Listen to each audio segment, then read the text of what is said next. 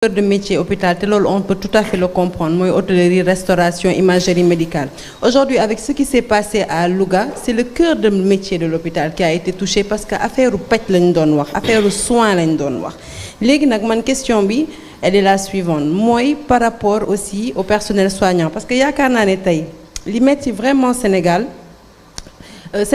loo ko ñàkk-ñàkk nangul ko ne gëm na yàlla nangu na ndogal bés bu jot ñu gis ay nit yu faatu ci ay conditions yu doy waar seeni ay mbokk duñu sax porter plainte yaakaar naa ne kaawu soxna si nga xamante ne moo wàññeeku muy Astou Sokhna li metti sénégalais yi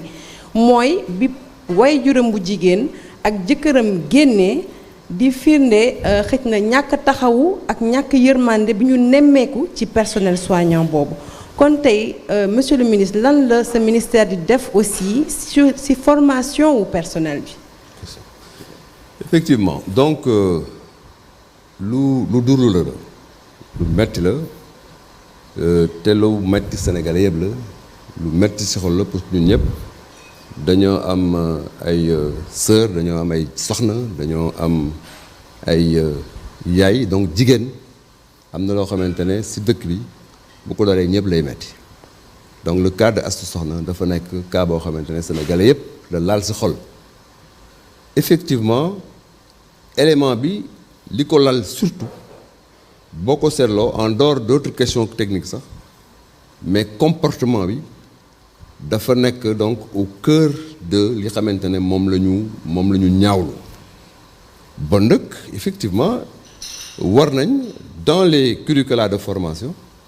convoquer bu baax la notion de comportement de développement de personnel naka la ñu war a comporter woo dans les structures de santé. Est-ce que finalement le problème c'est pas le recruteur finalement? Non. Je termine. Ouais. Je termine. Donc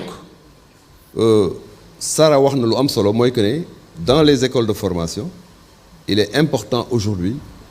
que ñu insister pour que la dimension formation la dimension comportement ñu intégrer c'est pas seulement d'ailleurs dans les métiers médicaux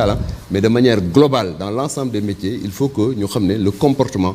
est un élément essentiel de la performance loo performant au plan technique bu fekkente ne da nga koy defee noo xamante ne warul day indi un biais. Et la motivation. Est-ce qu'il n'y a pas une démotivation aussi à l'endroit de ce personnel soignant? Est-ce qu'il n'y a pas une démotivation due? Est-ce que amul benn nasax boo xam day am ci liggéey bi te ndàmpaay bu ñu leen di ndàmp moom moo ko waral bu néew par rapport ak charge parce que keroog je discutais